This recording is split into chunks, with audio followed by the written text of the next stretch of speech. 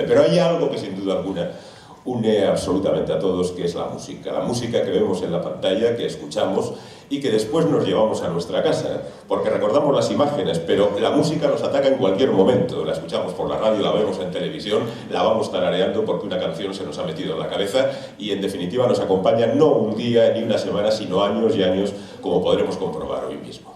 Por eso, para que nuestro recuerdo se lance adelante, tenemos con nosotros a un hombre que lo es prácticamente todo en el mundo del cine y de la música de cine. El tipo que tiene más nominaciones a los Oscars de la historia. La persona viva que tiene más nominaciones a los Oscars de la historia, porque hay alguien que está muerto, Walt Disney, que tiene 10 más. Pero bueno, todavía este puede alcanzarle e incluso pasarle. Y por otra parte, Walt Disney era productor, director, creaba personajes y este solo hace música, lo cual tiene muchísimo más valor. Tiene 5 Oscars, tiene 18 Grammys, tiene 2 Emmys, tiene 7 BAFTAs, tiene 7 Saturn, tiene todos los premios del mundo. Tiene por tener hasta la medalla de las artes que le entregó Barack Obama hace 4 años por su contribución a la música. El American Film Institute ha considerado una de sus bandas sonoras, la de la Guerra de las Galaxias, la mejor banda sonora de la historia. Pero es que en esa lista, en el 6º lugar está la banda sonora de Tiburón y en el puesto 14 está la de E.T. ¿Cómo le vamos a negar nada a John Williams? No le negamos nada, ni le negamos la presencia hoy aquí de su música. Y para que vean que no lo saben todo sobre Williams, empezamos con un tema que seguramente no conocen. La música de los informativos de la NBC. Maestro.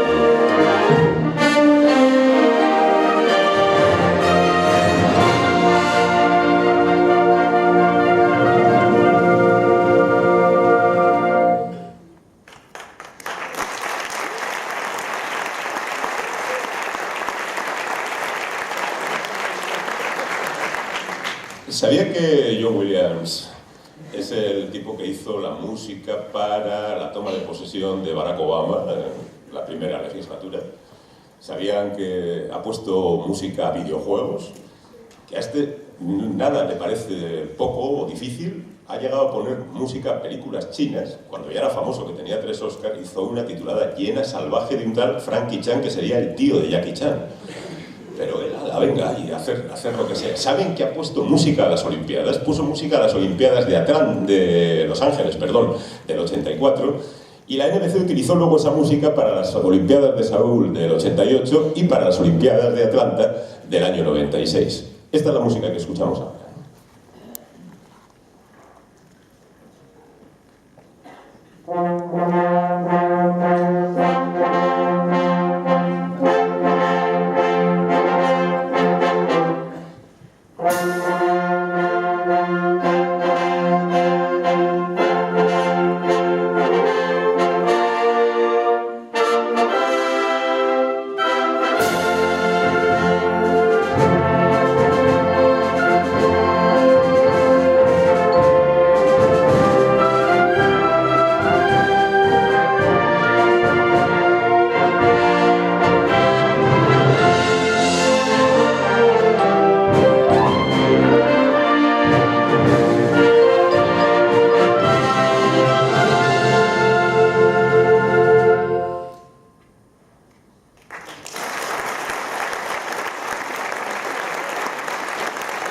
La primera, y ahora vamos a escuchar la música del 4º Oscar de este buen hombre.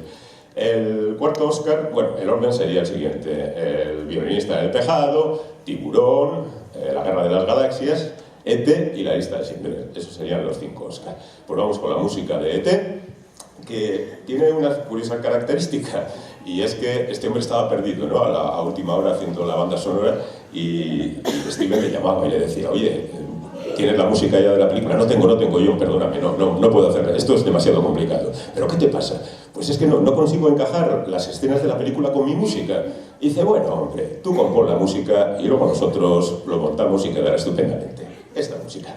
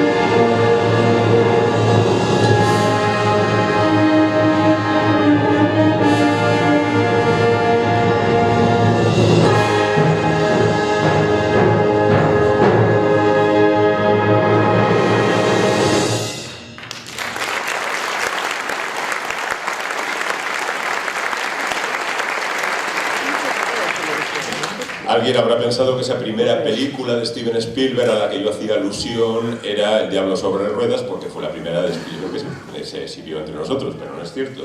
El Diablo sobre Ruedas, duele para los cinéfilos, es un telefilm en realidad, aunque aquí se pasó en la pantalla grande. La primera película era Loca Evasión, que evidentemente no pasará la historia, pero no ocurre nada, porque la segunda película que hicieron juntos Steven Spielberg y el bueno de John Williams empezaba con una chica, con una pareja en una playa, se iba a nadar ella, sonaba una música extraña.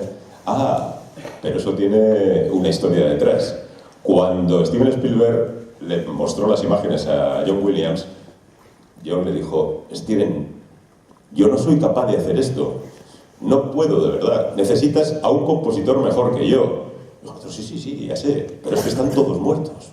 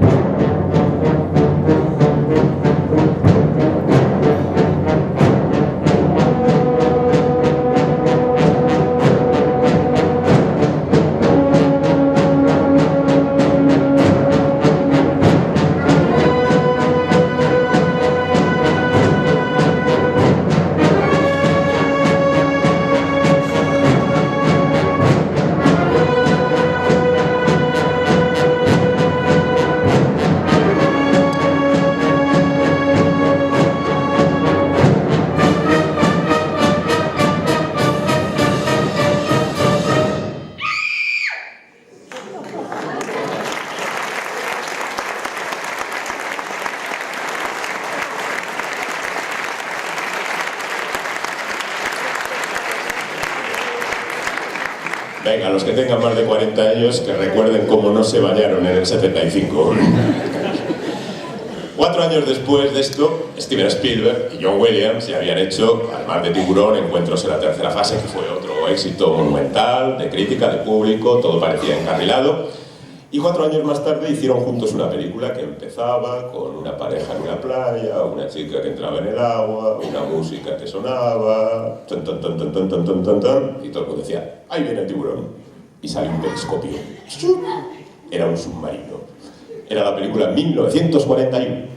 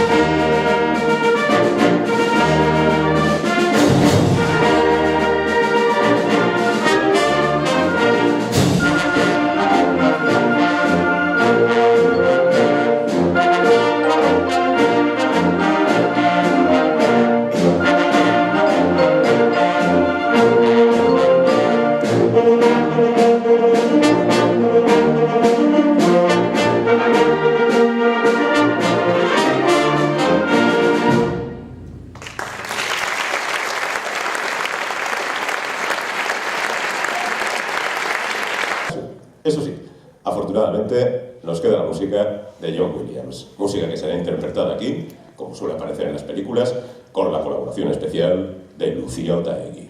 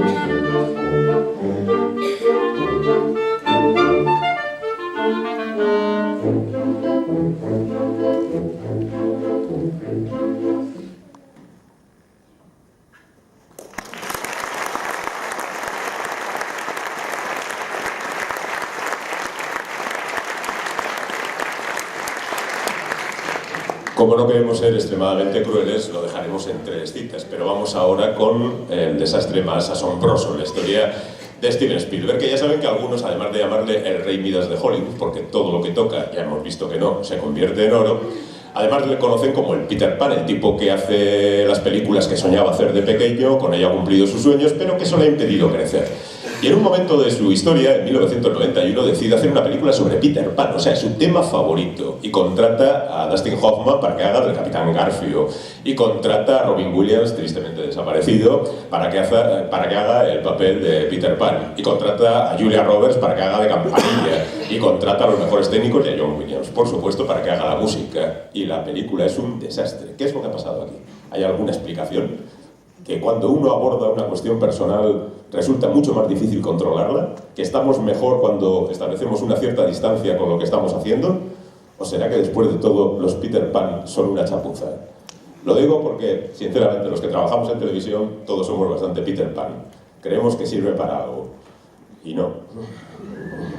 Entonces, bueno, estando equivocados como estamos, yo creo que de vez en cuando agarrarse a lo que verdaderamente importa, como es la música de John Williams, es importante. Esta es la música de Hook.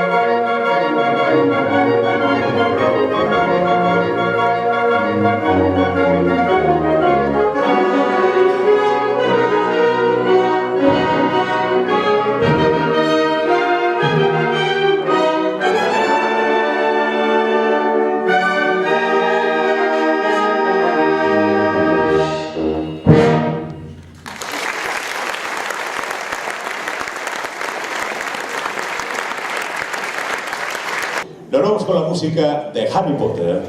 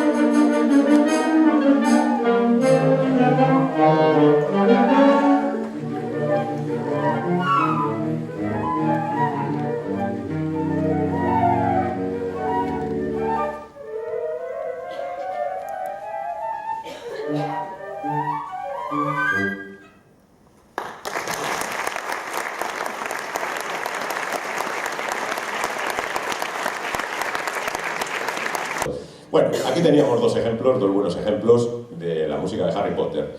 Y ahora vamos con la que seguramente es la perla de la corona. Hay quien dice que es la mejor composición de John Williams, seguramente la más emotiva, la que más nos ha llegado dentro. Yo no estaría dispuesto a discutir este tipo de cosas, porque me parece que es una música verdaderamente impresionante.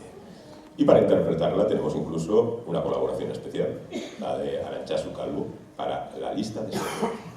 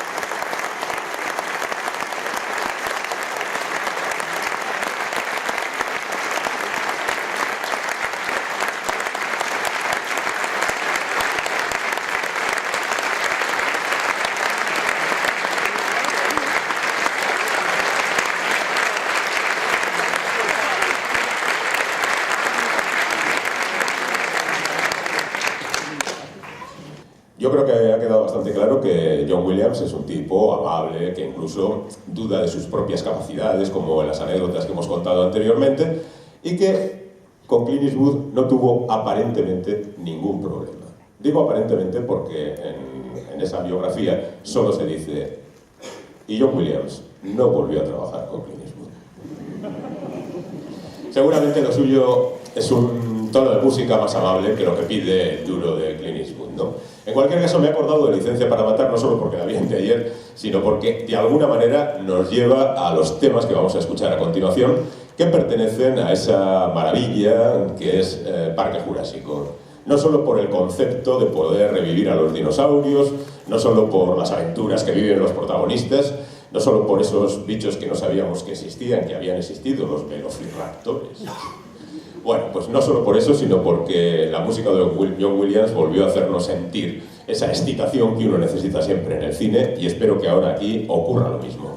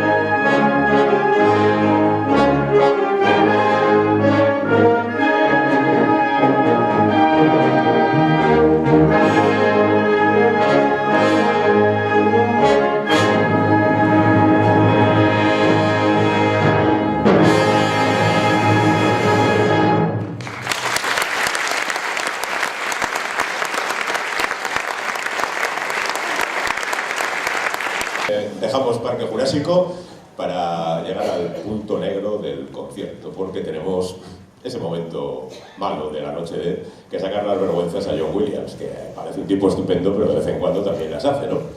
Y una de las muchas cosas que le han reprochado en ocasiones, bueno, a un tío que ha hecho 100 y pico bandas sonoras de película, pues la verdad es que en un momento u otro te repites, ¿no? Han dicho que ha copiado a algunos y sobre todo que se ha copiado a sí mismo. Ahora vamos a tener un ejemplo muy claro de todo ello, porque ¿están ustedes seguros que distinguen la banda sonora de La Guerra de las Galaxias de la de Superman? ¿No? Bueno, la de Superman es esta.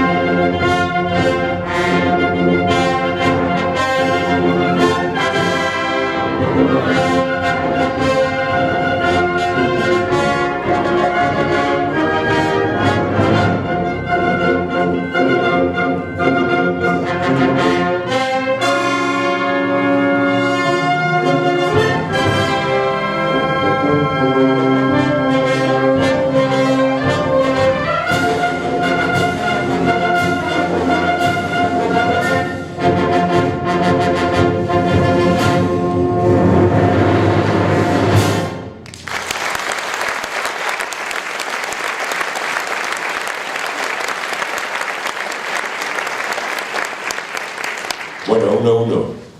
Yo metí ayer la pata. Justamente hablando de esa sesión en la que se proyectó Licencia para Matar, la sanción de Lager, en el jurado de ese festival estaba Fernando Velázquez. Y yo le llamé Valverde. ¿Quién no saben quién es Fernando Velázquez? Pues es el autor de la música de Lo Imposible, del Orfanato, de tantas películas estupendas, que ya está metido totalmente en la vorágine del cine americano y está trabajando con los mejores directores. Y justamente el viernes teníamos una conversación acerca de cómo la música acaba influyendo casi más en los espectadores que las propias imágenes, ¿no? Que a él le habían acusado, por ejemplo, en Lo Imposible, de ser demasiado manipulador de las emociones y las sensaciones de los espectadores. Pero si tú ves que te cae una ola encima, que da igual la música que pongas, si ya el espectador se queda aplatanado allí. Bueno, pues este tipo de acusaciones a mí particularmente me parece que están equivocadas. La música, el cine, las imágenes, todo el arte está hecho para manipular las sensaciones, pero a ser posible hacernos un poquito mejores. De todas maneras, cuidado con la música de Superman, que hay una maldición de la kriptonita por ahí. Ya saben cómo acabó Christopher Reeve, Margot Kidder, Marlon Brando, Valerie Perrin. John Williams no. John Williams siguió tranquilamente haciendo su música. Le dijeron, ¿te has copiado?